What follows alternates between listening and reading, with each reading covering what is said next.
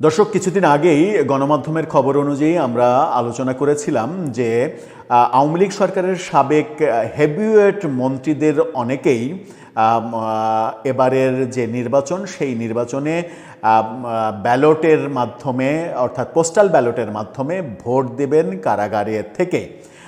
তখন আমরা প্রশ্নও তুলেছিলাম যে যারা নির্বাচনে ভোট দিতে চাইছেন তার মধ্যে নাম এসেছিল হাসানুল হক ইনু, রাশেদ খান মেনন, জুনায়েদ আহমেদ পলক সহ আরও অনেকের নাম এসেছিল। সেই নাম সালমান এফ রহমানের নামও এসেছিল, কিন্তু সেই নামগুলো কারা কর্তৃপক্ষ কখনো কনফার্ম করেনি। গণমাধ্যমে বিভিন্ন নাম আলোচিত হয়েছিল এবং সেই সময় জানা গিয়েছিল যে অন্তত 40 জন মন্ত্রী, এমপি, আমলা পোস্টাল ব্যালটে ভোট দিচ্ছেন, ভোট দেওয়ার জন্য তারা আবেদন করেছেন। 40 জনের আবেদনের সেই খবরের যে সত্যতা ছিল সেই সত্যতাটা আবারও সামনে আসলো। বিডি নিউজ 24 এটা নিয়ে একটা খবর তৈরি করেছে, যেখানে ইন্টারেস্টিংলি বলা হচ্ছে যে 40 জন পোস্টাল ব্যালটের রেজিস্ট্রেশন করলেও শেষ পর্যন্ত ভোট দিয়েছেন 20 জন, অর্থাৎ 20 জন, বাকি 20 জন ভোট দেননি নানা কারণে।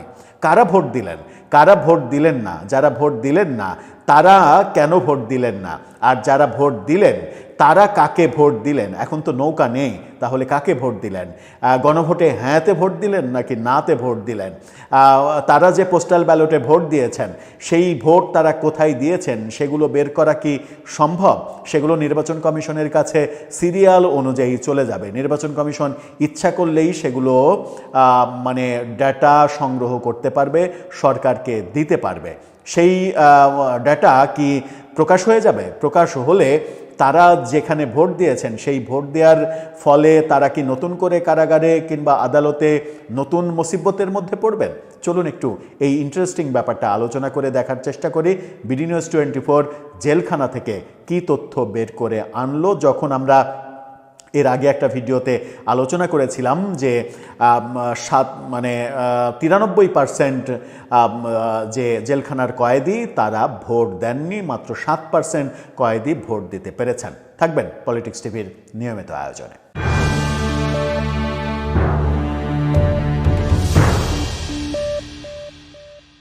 দর্শক, বলছিলাম ইন্টারেস্টিং সেই ব্যাপারটা, পোস্টাল ব্যালটে 20 জন মন্ত্রী, এমপি, সাবেক আমলা ভোট দিয়েছেন, বাকি 20 জন দেননি।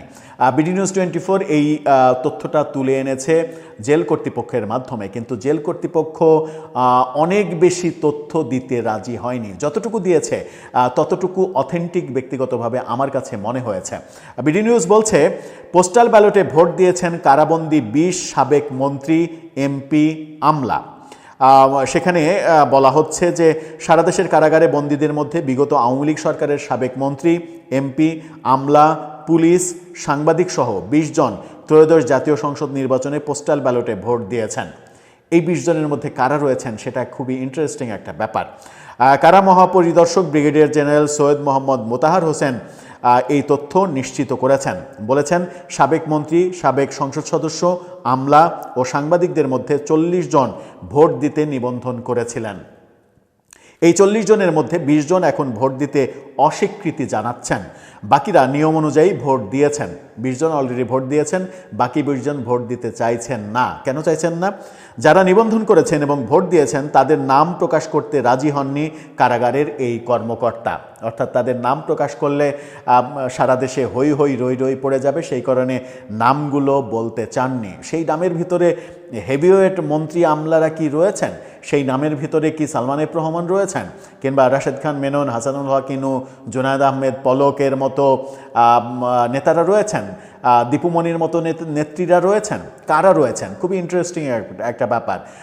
সাবেক আমলারা যারা শেখ হাসিনা সরকারের খুবই ঘনিষ্ঠ ছিলেন তাদের নামও এখানে উঠে আসছে। ঘনিষ্ঠ সাংবাদিকরা যারা জেলে রয়েছেন তাদের নামও উঠে আসছে, কিন্তু নামগুলো পরিষ্কার করে বলতে চায়নি জেল কর্তৃপক্ষ। নিবন্ধন করার পরও ভোটদানে বিরত থাকার বিষয়ে, অর্থাৎ নিবন্ধন করার পরও 20 জন যে ভোট দেননি সেই বিষয়ে এক প্রশ্নের জবাবে কারা মহাপরিদর্শক তিনি বলেছেন তাদের সংশয় আছে তারা কাকে ভোট দিচ্ছেন এটা নির্বাচন কমিশন জেনে যেতে পারে। খুবই ইন্টারেস্টিং একটা ব্যাপার। তারা সংশয়, মানে এই সংশয়টা এখন হচ্ছে কেন সেটা একটা বড় প্রশ্ন। তারা তো প্রথমে যখন রেজিস্ট্রেশন করেন তখনই তো এই সংশয়টা তাদের ঘিলুর মধ্যে থাকার কথা ছিল যে তারা কাদেরকে ভোট দিচ্ছেন এই ব্যাপারটা জানাজানি হয়ে যেতে পারে, ফাঁস হয়ে যেতে পারে। এই কারণেই তারা ভোট দিচ্ছেন না বলে কারা কর্তৃপক্ষ জানিয়েছে। পোস্টাল ব্যালটে একটি অঙ্গীকারনামা থাকে, নিয়মটা একটু জানুন। পোস্টাল ব্যালটে একটি অঙ্গীকারনামা থাকে, সেই অঙ্গীকারনামায় ভোটারকে পোস্টাল ব্যালট পেপারে থাকা সিরিয়াল নম্বর লিখে স্বাক্ষর অথবা টিপসই দিতে হয়। অর্থাৎ পোস্টাল ব্যালটের যে সিরিয়াল নাম্বার, সেই সিরিয়াল নাম্বারটা তার স্বাক্ষর নামের পাশে লিখে দিতে হয় যে আমার পোস্টাল ব্যালটের সিরিয়াল নাম্বার এত। সুতরাং সেই পোস্টাল ব্যালট যখন নির্বাচন কমিশনের কাছে ফেরত যাবে, তখন ওই সিরিয়াল নাম্বার অনুযায়ী নির্বাচন কমিশন জানতে পারবে যে এটা অমুক মন্ত্রী ভোট দিয়েছে, এটা অমুক এমপি ভোট দিয়েছে, এটা অমুক আমলা কিংবা সাংবাদিক ভোট দিয়েছে। তারা খুব সহজেই এই তথ্য বাইরে পাচার করে দিতে পারে কিংবা সরকারকে জানিয়ে দিতে পারে, যার ফলে কারাবন্দী যারা রয়েছেন তাদের উপরে সরকারের নতুন টর্চার নেমে আসতে পারে। মোতাহার হোসেন বলেছেন, স্বাক্ষর করলে বা টিপসই দিলে ব্যালট পেপারের নম্বর ধরে সেটা বের করে কে কাকে ভোট দিল এটা জেনে যাওয়ার সম্ভাবনা দেখছেন ওই বন্দীরা। তাদের সংশয়ের বিষয়টি নির্বাচন কমিশনকে জানানো হয়েছে। ভোটের তথ্য প্রকাশ করা হবে না বলে নির্বাচন কমিশন আশ্বস্ত করেছে। সেটা জানানোর পরও 20 জন আস্থা রাখতে পারেননি। দেশের 72টি কারাগারে বিগত সরকারের বিভিন্ন পদে দায়িত্ব পালন করা এমন 250 জন বন্দী ডিভিশন প্রাপ্ত। তাদের মধ্যে 160 জন সাবেক মন্ত্রী ও এমপি বলে তথ্য প্রকাশ করেছেন মহাপরিদর্শক।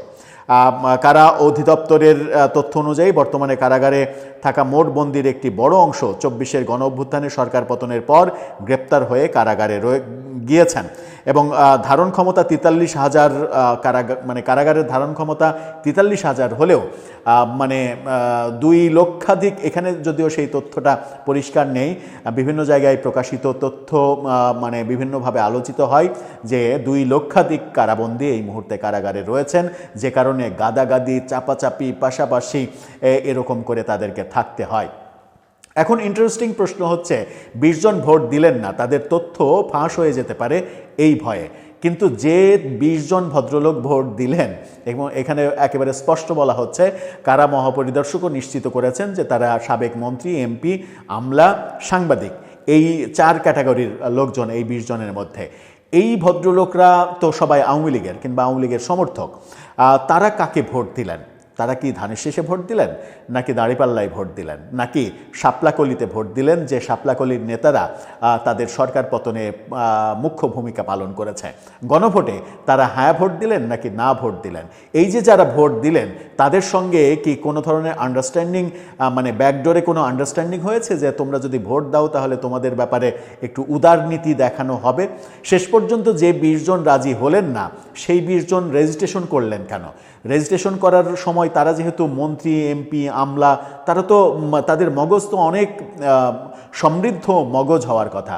তারা তো আগেই জানার কথা যে পোস্টাল ব্যালটের ভোট, এটা নির্বাচন কমিশন এমনিই জানতে পারবে যে এটা যদি এই মন্ত্রী ভোট দেয়, ওই মন্ত্রী ভোট দেয়, এটা কে কোনটাতে ভোট দিয়েছে, কে কাকে ভোট দিচ্ছে, খাম ছিঁড়লেই বুঝতে পারবে যে এই খামটা সিরিয়াল নাম্বারে দেখবে যে এই খামটা এই মন্ত্রীর, এই খামটা এই আমলার।